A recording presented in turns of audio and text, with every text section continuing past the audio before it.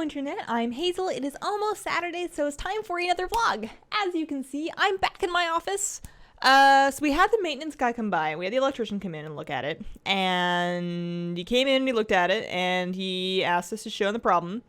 And despite having recreated the problem on multiple occasions, after it happened the first time, of course, as soon as you have somebody come in and look at it, it didn't happen anymore. And he said, well, it looks fine to me, and then he left, and then it does in fact look fine, and I moved all my stuff back in and it hasn't broken since. So either that electrician is like a master troll who actually switched the fuse and is just trying to make us think we're crazy, or I'm crazy. One of the two things is going on. But in any case, my office's electricity seems to work again, so I'm back in here, and it's good. I spent a whole afternoon trying to figure out if I should reorient my furniture in here now that as soon as I had everything out and I was going to put it back in, I was like, well, if I'm going to put it all back in anyways, maybe I could do it better. And I looked around, I drew pictures, and it's like, nah, it's not getting any better. This room is not big enough for innovation, but it was worth a shot. So that happened. Personally, I'm working on the Balanced Druid preview that's next on the list.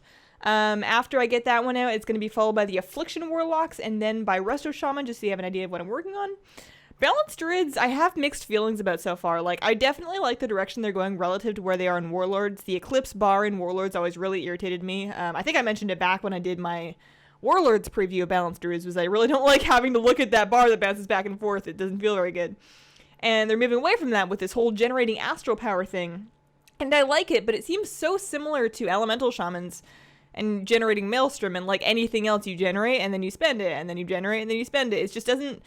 I don't know. It doesn't sound very exciting on paper, but maybe once you actually play it, maybe it's life-changing. I don't know. We'll see. I'm really looking forward to taking a look at Affliction Warlocks because I have this weird feeling that might be my thing. It's a pure DPS class, which is what I wanted from Mage, but it has that dot management gameplay style, which I've always really enjoyed about Shadow Priest. So I'm wondering if that might be my thing. Also, the Affliction Warlock artifact weapon looks so cool. But we'll see. It's early. We've got so much time between now and Legion that I don't think anybody needs to know what they're going to play just yet. So that's what I've been working on. What's been going on? I tried a little Diablo. The Diablo season started. I didn't stream it because I was not in my office. I wasn't able to stream. And my experience with Diablo this season, it was pretty much exactly what I said it was going to be. I played until 1 a.m., got myself up to 70. I didn't get power leveled. I leveled with a couple friends, but we did so semi-normally. It took us a couple hours, maybe more than a couple hours, but less than a full all-nighter.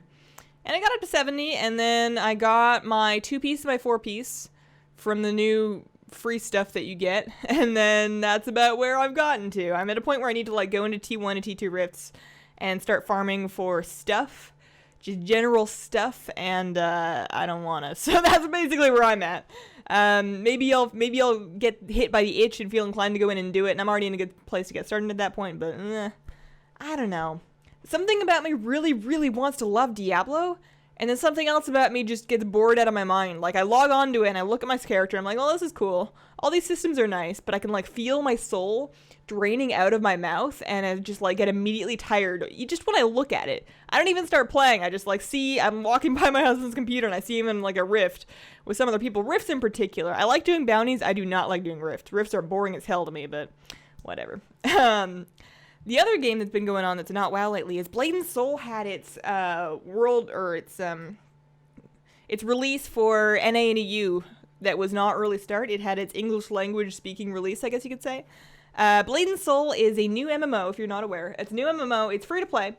It is by the same people that did WildStar, but it is much more Asian in theme and style. It's been out in Korea and Asian markets for, I think, a couple years now, and they're just now bringing it to the English-speaking world. It's pretty silly. I've never really stuck with another MMO other than WoW, but I always like to download them when they first come out, especially if they're free, just to kind of poke around and see what the character creators like and see what the combat's like. And I actually really like Blade and Soul so far. I've liked it, not as much as WoW, obviously, because I have kind of a WoW problem, but aside from WoW, I think it's second on my list as far as MMOs, and if I ever actually wanted to spend any time in another MMO, it would probably be Blade and Soul. There's something really charming about it, and I love the character creator. The character creator gives you access to so much detail that you just don't get in WoW.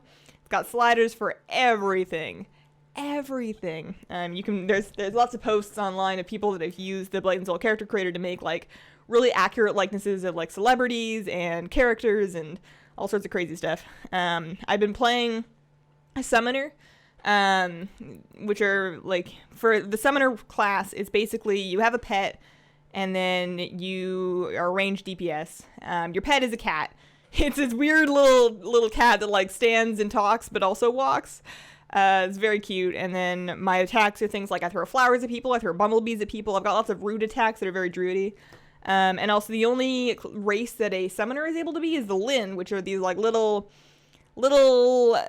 sort of lolly anime type race. You have to have ears and a big tail if you're going to be a Lin. So I have like this weird white fluffy tail that looks like a horse tail, but like cat ears. It's very strange. But they're super cute. I enjoy the classes a lot. The cutscenes are actually really good.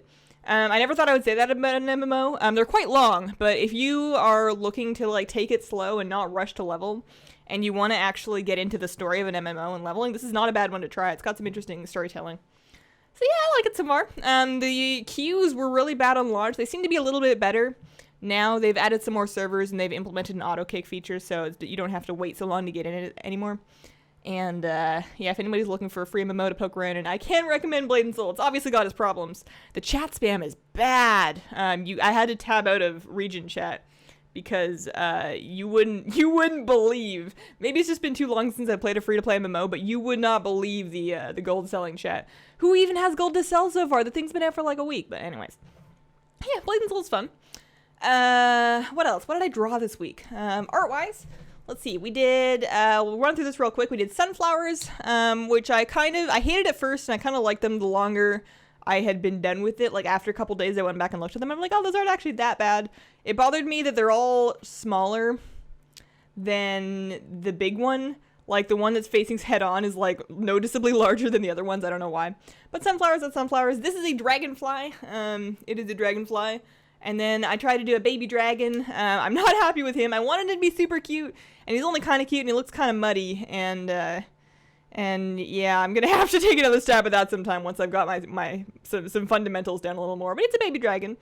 This one is a snake. It's a cobra. This is probably my favorite one of the ones I've done this week. This took me a couple of different sessions. I actually like started on it and then put it down and then came back to it and then put it down and then came back to it. And I quite like the way he turned out. He's a snake buddy. And then this one is a stone tower. After the whole snake fiasco, I wanted to pick something not very detailed so that I could get it out a little bit quicker because all the detail in the snake took me quite a while. And then, of course, I start drawing in bricks, and I go, well, this is a terrible idea. But this is a stone tower. And then this last one from yesterday is an ocean sunset. I tried doing this one without like any sketching, more of like a free-flowing painting. I'm not super happy with how it looks, but I'm not unhappy. I mean, you can still tell what it is when you look at it. So, yeah, I'm going to keep at that. I want to draw... I haven't done today's yet, which is why there's only 6. I think I want to draw a bowl. Just like a still life of a bowl to see if I can get it to look like a bowl and not a ball. Does that make any sense? Anyways. Yeah, so questions from this week. Pokemon Champ asked, what is your favorite candy? I should have thought about this before I started the vlog. Candy. I love desserts. Candy in particular isn't something I do all that often, and I don't really get excited about it. I never go out of my way to get it. We don't really buy candy. Or if I'm like in a movie, I'll usually have popcorn instead. But if there's like a table of candy and I'm gonna have some candy, my favorite candy I'm torn between Fuzzy Peaches, and White Rabbits. Fuzzy Peaches being the peach flavored little orange ones. Well, peach flavored. I like peach flavored anything. I am a big fan. You'd think I'd be really into the hazelnut flavor, and I am when it's like connected to like coffee and chocolate, but peach flavored anything is usually a big hit with me. And then those are good. And White Rabbits, those ones that we always used to get them whenever we went to Chinatown. They're really chewy. They used to do horrible things to my dental retainers on the inside, and my braces. Like, I was not supposed to have them when I had braces as a kid, and then I had them anyways, and I had to like eat them really carefully and really slowly because I didn't want to like wrench my braces off my face. But White Rabbits are really good. I haven't had any of those in a while. I bet you can get them around here. Yeah. But usually if I'm like going to have some extra sugar in my day, I'd rather like make a fancy tea with a little bit of sugar and milk in it and have like a special dessert tea because, I don't know, it lasts longer. Anything too sweet is just it kind of kicks you in the face a little bit. I like something a little more toned down. Mark asked, wow, you have an awesome living room. Did you set that up just because you were recording, or does it always look this neat? So this is in reference to last week when I filmed in my living room. I don't think anybody wouldn't. I definitely tidied up in the living room before recording that. Moved a couple things, took some things off of the cabinet, but generally speaking, it's not that messy. I clean the apartment like once a week, and try not to let it get too out of control. But yeah, it's all right. That couch that you saw in the background of last week's episode is the couch from hell. It cost me like $100 on Amazon, which is very, very cheap for a couch, but we basically needed a really cheap couch. We didn't have anywhere to sit aside from our office chairs, and we did not have money to spend on a couch, and we still don't. So we got this cheap-ass couch off Amazon, and it's okay for like sitting for like a minute, but if you're on it for longer than like 45 minutes at a time, it starts to stab you in the butt. But anyways, that's that. And Andrusher asked, can you get him, in brackets Des, to appear on the next vlog? And are you going to do a cider stream again? So in reference to the cider stream, that was what I did for the last time I did a Diablo season, was I streamed my leveling and I had one drink on stream and got really silly because I can't tolerate alcohol. I'm not going to do that again. I'm probably not actually going to stream any more Diablo because, like I said, I don't think it's very fun. And I don't know if I have enough energy. I don't know if I have enough life force in my body to both play Diablo and have enough energy to look energetic while streaming it. I don't know if I can do that. But, and in the first part, I think there may be a misconception. Des is Desler, who is one of my mods on Twitch. He is not my husband. My husband, his Twitch name is MX Psych. And he's probably not going to appear in a vlog. He's a little camera shy. He's a little camera shy, which is totally fine. Not everybody wants to be on the internet in such a capacity, so I totally respect that. I'm probably not going to be on a vlog. But, yeah. Des could be on a vlog one day, but I'm pretty sure he lives in Europe somewhere, so if he ever ends up in the States and is visiting, then yeah, I'll get him on screen. I'm sure he won't mind. Anyways, that has been my week. If you guys have any questions you would like answered on a vlog. Oh, I forgot to talk about something. I missed something. I have a list of things I'm working off of, so I don't like go completely off topic and start talking about like a tree that I saw on my walk today, because I'm always thinking about trees. I have a list and I missed a thing. Hang on. It was in the middle. Oh, yeah. They're talking about a gold cost in WoW. Legion Alpha news. They're talking about having a gold cost for switching specs. And I was curious to see what your guys' thoughts were on that. So basically, right now, in the Legion Alpha, you have tri-spec or whatever. Like, you can switch between any of your specs at will, but it costs you 100 gold, which is a placeholder cost. It's probably not going to be 100 gold on live.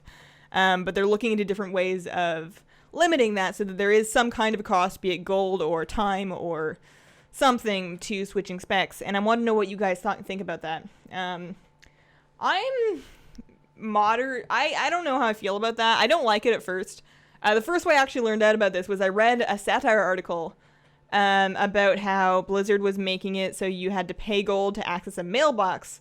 And I read that without knowing that it wasn't true, that it was like a joke article.